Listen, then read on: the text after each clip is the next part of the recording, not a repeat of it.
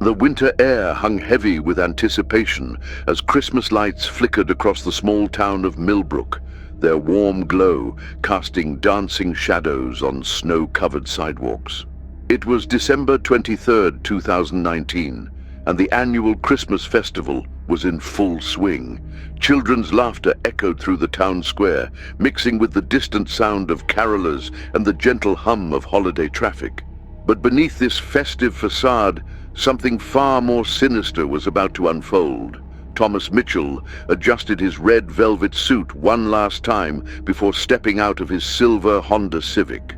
At 42 years old, Tom had been playing Santa Claus for the local community for nearly a decade. His genuine smile and natural way with children had made him a beloved figure in Millbrook. What made Tom special wasn't just his convincing portrayal of Santa, it was his authentic love for bringing joy to others. His wife Sarah often joked that he was born to wear the red suit, and their 8-year-old daughter Emma would beam with pride whenever she saw her father transform into the jolly old elf. That evening, Tom was scheduled for his final Santa appearance of the season at the Millbrook Community Center. It should have been just another routine night of ho-ho-hos and wish lists. Instead, it would be the last time anyone would ever see Thomas Mitchell alive. As Tom walked toward the community center, his black boots crunching through the fresh powder, he had no idea that somewhere in the shadows, a figure in colorful clothes and white face paint was watching his every move. The clown, known only as Giggles, had been waiting for this moment. And tonight, the festive atmosphere would become the backdrop for a mystery that would haunt Millbrook for years to come. The security footage from that night would later become the most analyzed piece of evidence in the entire investigation. Frame by frame, investigators would scrutinize every movement, every gesture, searching for clues that might explain what happened to the man who simply wanted to spread Christmas cheer. But the answers they sought would prove as elusive as the winter wind that carried away Tom's final words. Tom's evening had started like any other Christmas gig. He arrived at the community center at 6:30, exchanged pleasantries with the event organizers, and spent the next 3 hours delighting families with his warm portrayal of Santa. Margaret Chen, the event coordinator, would later tell investigators that Tom seemed his usual cheerful self that night.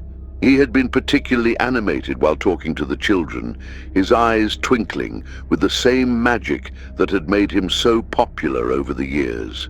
What made Tom Mitchell special as a Santa wasn't just his physical resemblance to the character. Standing at 5'10" with naturally rosy cheeks and a genuine belly laugh, he certainly looked the part. But it was his ability to connect with people, especially children, that set him apart. Parents would often comment on how their kids would talk about their conversation with Tom's Santa for weeks afterward. He had a gift for making each child feel like they were the most important person in the world during their brief encounter. The Mitchell family had built their lives around service to their community.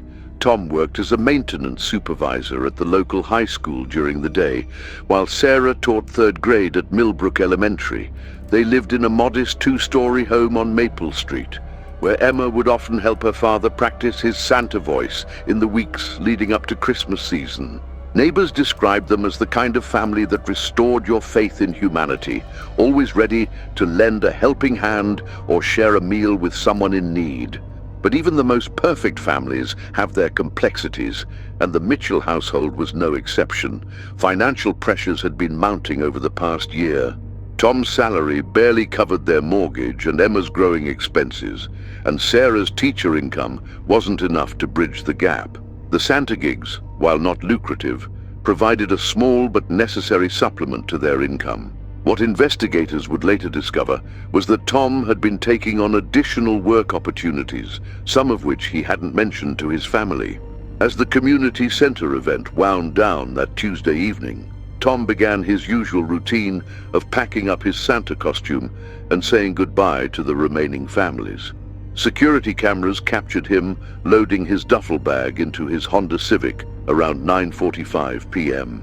The last clear image of Tom shows him walking back toward the community center, presumably to collect something he had forgotten.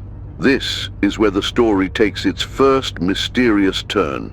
If you're finding this story as compelling as we are, please take a moment to like this video and subscribe to Vanished Files for more deep dives into unexplained disappearances.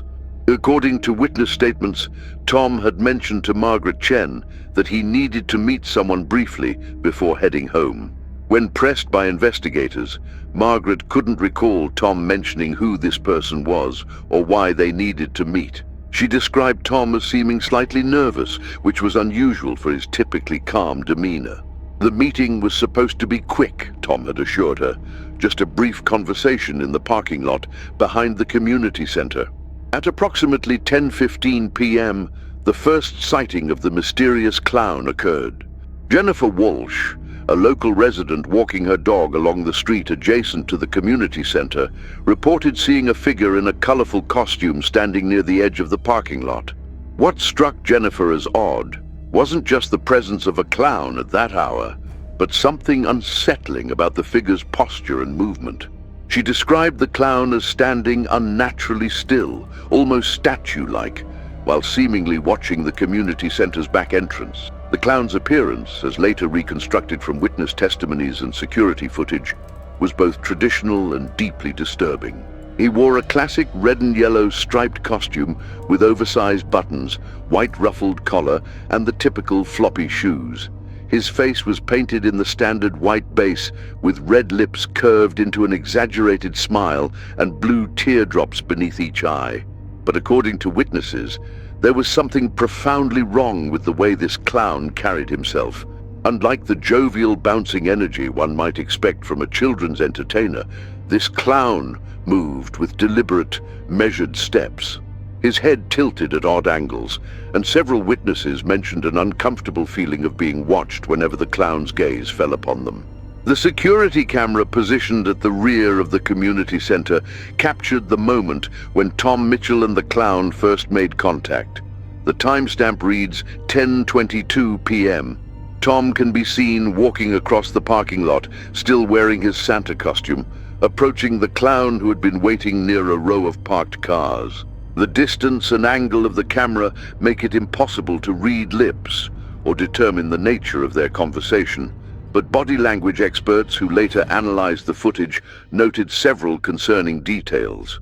The interaction between Tom and the clown lasted approximately 8 minutes.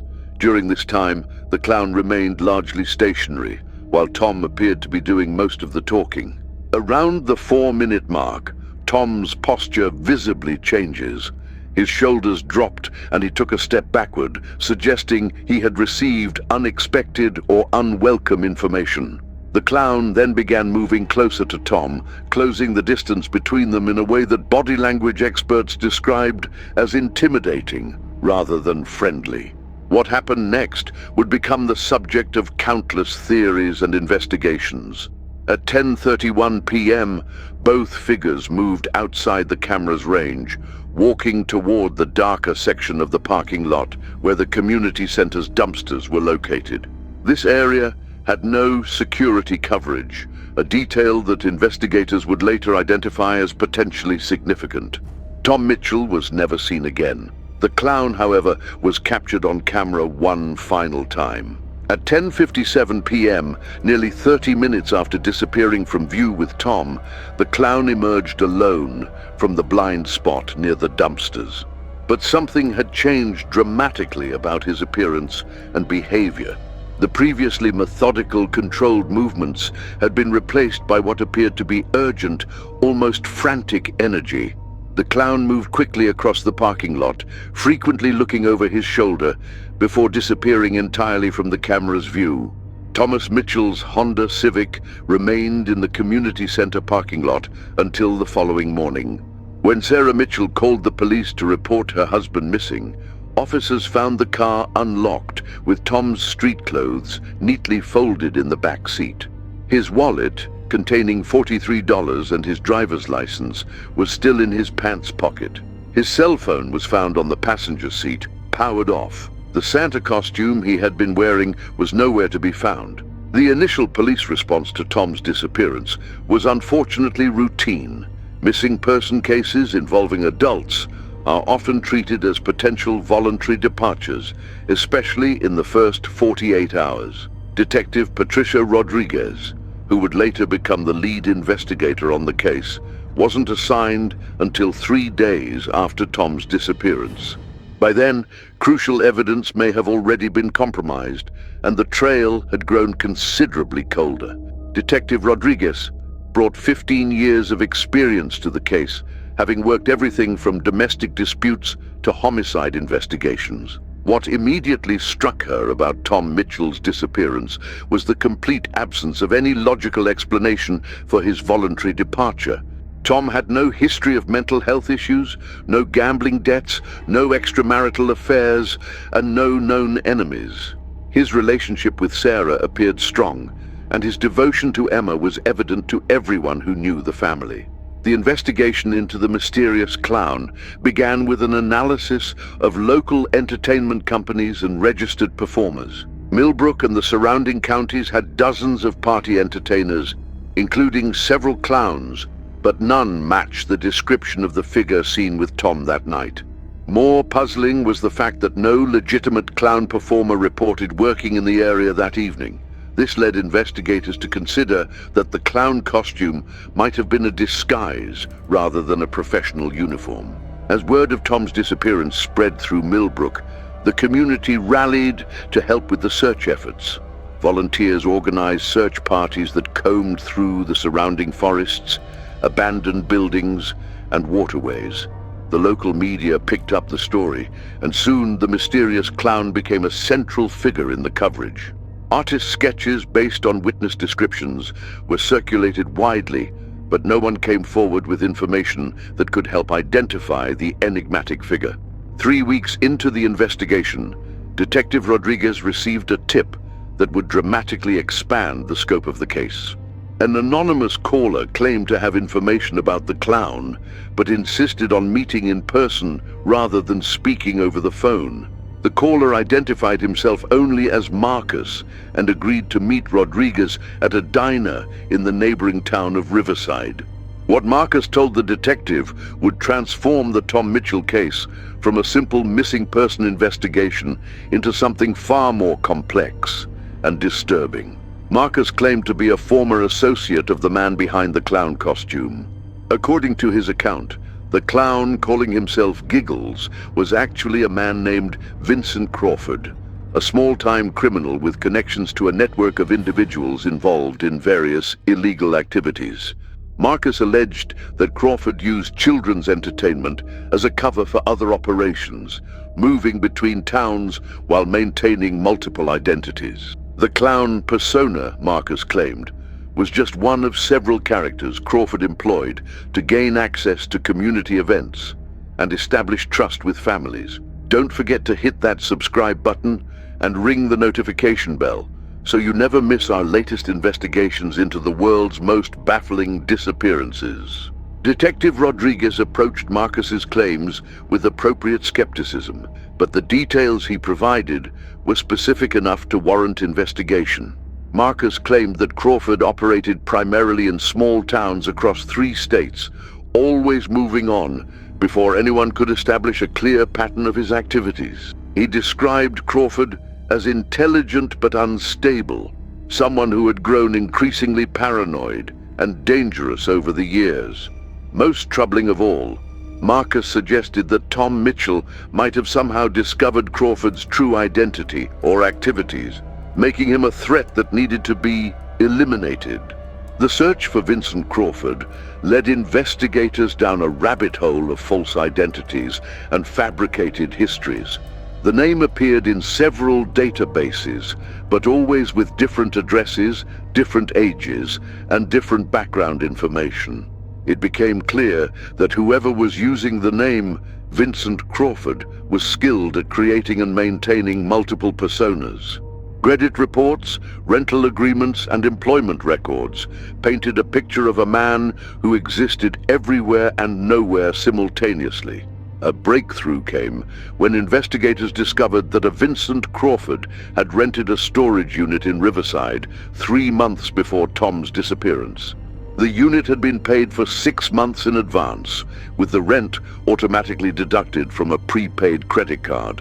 When Detective Rodriguez obtained a warrant to search the unit, what she found inside painted a disturbing picture of long-term planning and meticulous attention to detail. The storage unit contained multiple costumes and props for children's entertainment, including several clown outfits that matched witness descriptions of Giggles. But more concerning were the detailed files Crawford had compiled on various individuals in Millbrook and surrounding communities. These files contained photographs, personal information, daily routines, and behavioral observations. Tom Mitchell's file was among the thickest, suggesting Crawford had been watching him for weeks or possibly months before their fateful encounter. The contents of Tom's file revealed information that even his closest family members didn't know. Crawford had documented Tom's financial struggles, his additional work opportunities, and what appeared to be his involvement in activities that weren't entirely legal. According to Crawford's notes, Tom had been participating in a small-scale operation involving the resale of items obtained through questionable means. While not serious criminal activity, it was enough to potentially damage Tom's reputation and employment if revealed. Crawford's files suggested that he had been systematically gathering compromising information about various community members, possibly for blackmail purposes. Tom Mitchell's involvement in minor illegal activities made him a potential target, but it also made him a potential asset. Crawford's notes indicated that he had been planning to recruit Tom into a larger operation, using the threat of exposure as leverage. The meeting in the parking lot that night was apparently intended to be Crawford's initial recruitment pitch. What investigators couldn't determine from the files was whether Tom had agreed to Crawford's proposal or rejected it. The final entry in Tom's file, dated the day of his disappearance, contained only a cryptic note that read, "Subject non-compliant. Alternative measures required."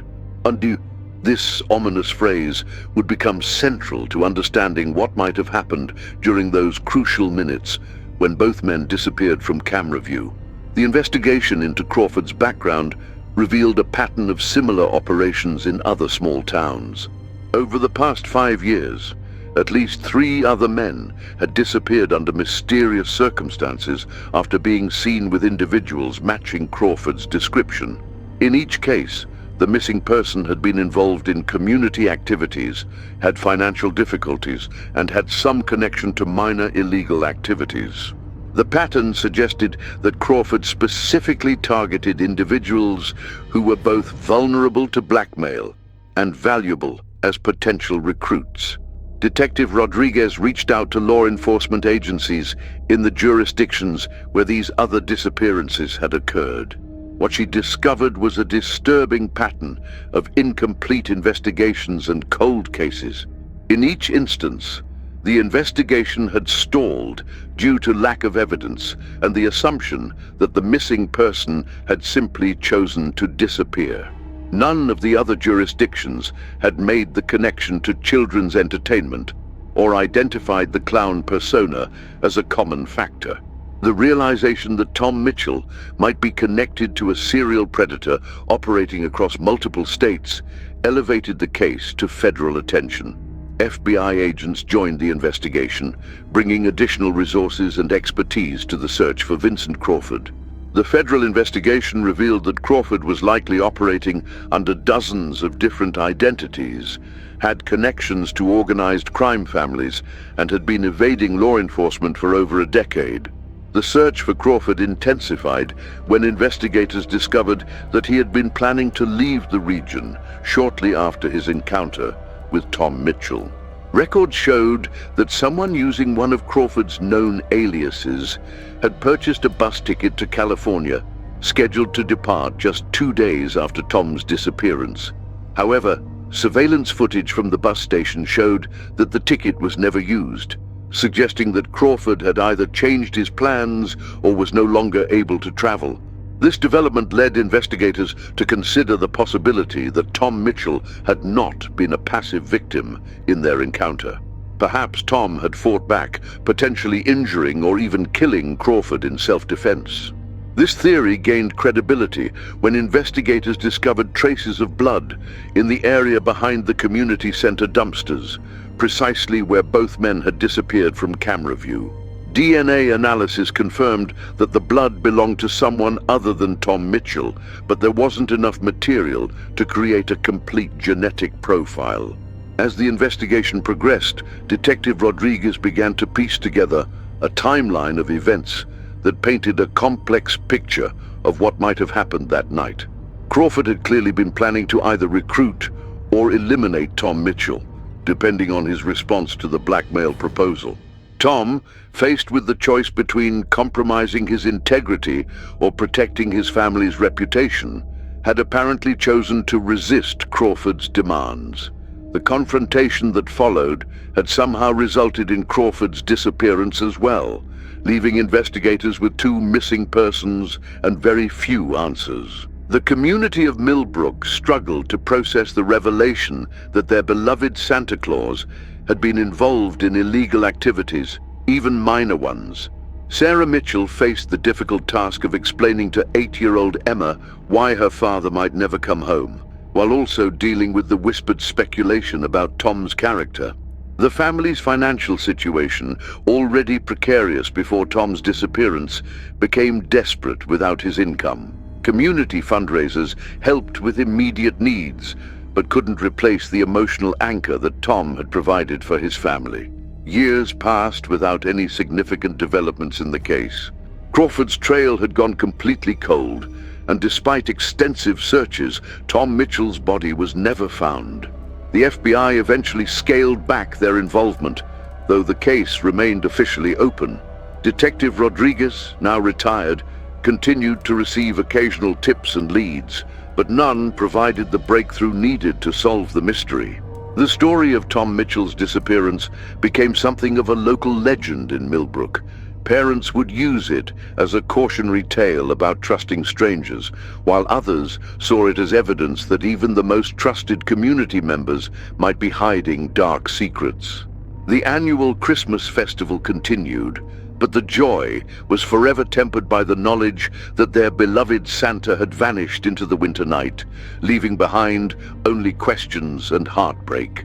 In 2023, nearly 4 years after Tom's disappearance, a construction crew working on a housing development 20 miles from Millbrook made a disturbing discovery. Buried beneath what had once been a remote wooded area, they found human remains along with fragments of a red Santa suit. Initial analysis suggested the remains had been there for several years, consistent with the timeline of Tom Mitchell's disappearance. However, dental records and DNA analysis would be required to confirm the identity of the deceased. The discovery reignited interest in the case and brought Detective Rodriguez out of retirement to assist with the investigation. What made this development particularly intriguing was the location of the remains. The burial site was in an area that had been thoroughly searched in the months following Tom's disappearance, suggesting that either the search teams had somehow missed the grave or the body had been moved there at a later date. More puzzling was the presence of a second set of remains found just 50 feet away from the first burial site. These remains were accompanied by fragments of colorful fabric consistent with a clown costume. The implications were staggering. If both sets of remains proved to be Tom Mitchell and Vincent Crawford, it would mean that both men had died during their confrontation that December night, and someone else had disposed of their bodies. The question of who had buried both men and why opened up entirely new avenues of investigation. Crawford's files had mentioned other associates and suggested connections to larger criminal organizations. It was possible that Crawford's disappearance had been noticed by his criminal contacts, who had then located and disposed of both bodies to prevent law enforcement from discovering their broader operations. As forensic experts worked to identify the remains and determine cause of death, investigators began exploring the possibility that Tom Mitchell and Vincent Crawford had been victims of a larger conspiracy.